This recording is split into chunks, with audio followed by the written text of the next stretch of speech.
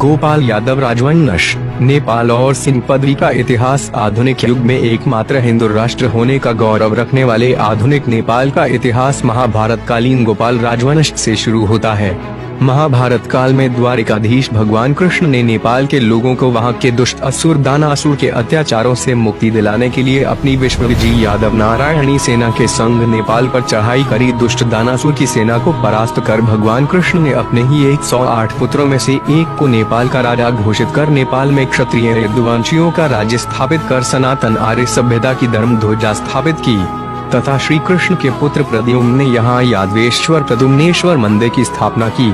इतिहासकारों के अनुसार नेपाल शब्द का अर्थ है गौरक्षक। इतिहासकारों का मत है कि जब आर्य यदुवंशी अभियों ने भगवान कृष्ण के नेतृत्व में द्वारका से नेपाल को जीतकर यहाँ शासन स्थापित किया, संभवतः तभी इस देश का नाम नेपाल पड़ गया होगा, क्योंकि यदुवंशियों ने सदैव गाय, ब्राह्मण, वेद आदि की रक्षा हेतु शस्त्र उठाए अतः धरती को असुरों से मुक्त करा।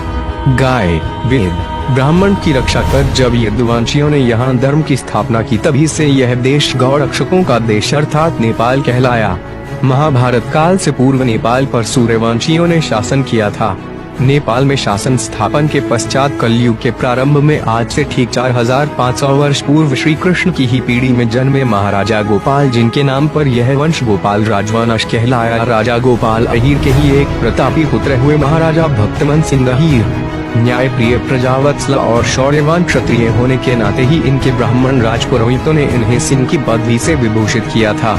जिस प्रकार सिंह यानी शेर जंगल का अधिपति होता और अपने पराक्रम के लिए जाना जाता है, ठीक उसी प्रकार एक क्षत्रिय होता है। सिंह पदवी के सर्वप्रथम उपयोग का प्रमाण अगर कहीं मिलता है तो वो इसी क्षत्रिय गोपाल अहीर राजवंश के शासकों द्वारा ही मिलता है।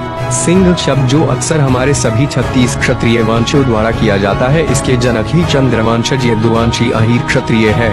नेपाल के क्षत्रिय यदुवंशी अहीरों ने लगभग 1000 वर्षों तक अपना साम्राज्य स्थापित रखा एवं महाराजा और गुप्त की राजशाही पदवी भी धारण करी। गुप्त जो है गुप्त शब्द का अपभ्रंश है। गुप्त अर्थात इलाके का मुखिया या कहे राजा, ठाकुर या चौधरी। इतिहासकारों का ये भी कहना है कि भारत के प्रसिद्ध गुप्त साम्राज्य के शासक मूलतः नेपाल के गोपाल राजवंश के अहीर शासकों के वंशज थे। नेपाल में गोपाल राजवंश के प्रथम शासक यदुवंशी महाराजा भक्तमान सिंह अहीर ने काठमांडू की घाटियों में अपनी भव्य और विराट राजधानी बनाई थी तथा 88 वर्ष तक राज किया। इनके बाद के सभी राजाओं ने अपने नामों के साथ गुप्त उपाधि जोड़ी थी एवं तथा 8 पीढ़ियों तक इस वंश ने गुप्त की उपाधि धारण कर शासन किया। नेपाल की पवित्र धरती पर स्थित देवादिदेव महादेव के प्रसिद्ध पशुपतिनाथ मंदिर की ख्याति विश्व में प्रचलित है, जहां हर वर्ष करोड़ों श्रद्धालु महादेव के दर्शन को आते हैं।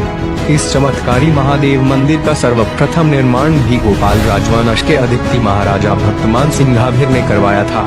कहा जाता है कि महाराजा भक्तमान सिंह अहीर को एक ख्यात ब्राह्मण ऋषि से एक चमत्कारी गौ प्राप्त हुई थी, लेकिन हर रोज वह चमत्कारी गौ एक स्थान पर जाकर अपना अनमोल दूध वहां गिरा आया करती थी। महाराजा भक्तमान सिंह को जब इस घटना का ज्ञात हुआ तो उन्होंने इसका कारण जानने हेतु भेष बदलकर गौ का पीछा करने लगे और फिर भी दृश्य देख अचंभित हो जाते हैं।